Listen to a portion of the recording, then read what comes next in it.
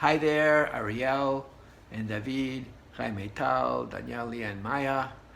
So this week's portion is called Shoftim, which means the appointment of judges. But the Midrash explores some hidden dimensions of how justice actually reverberates into all other aspects of life for the Jewish people and even for the world. So the first example I'll give you is the Midrash talks about the relationship between what happens in the courtroom and what happens on the battlefield. Midrash says that the Jewish army would actually succeed in their wars only if justice had been executed in the courtroom. It's an amazing idea to try to wrap your head around how these two are related. Another example I'll give you is the most beautiful spot in Israel. Ariel was just with us, down in En-Gedi and in the north. And Golan is beautiful, but in Ezekiel and the prophets describe among the nations of the world, when they think of the beauty of Israel, it's actually talking about their ability to execute justice. Once again, it was something that they prized and they were jealous of. And again, it's amazing how it reverberates again around the world. Another example is Jewish leaders.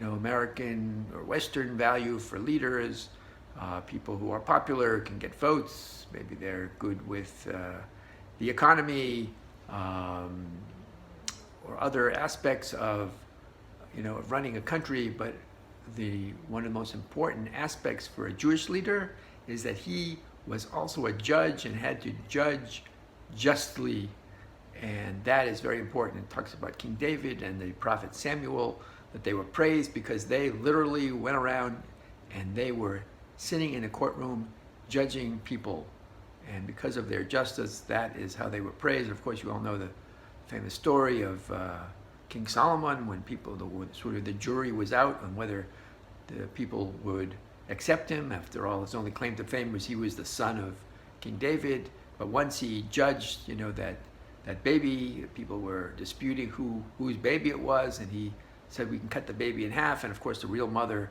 said, no, don't do it. And then they knew who the real mother was. So that story, again, gave him fame around the world, and that was because of his justice. That's how he got his fame and his political rise. So again, it really redefines who a leader is. And the last story the Midrash I'll share with you is about Gideon. In the story in the Tanakh, there were these ups and downs with Jewish people. Oftentimes we were attacked by enemies, and then we would cry out to God, and God would choose someone who would fight our battles.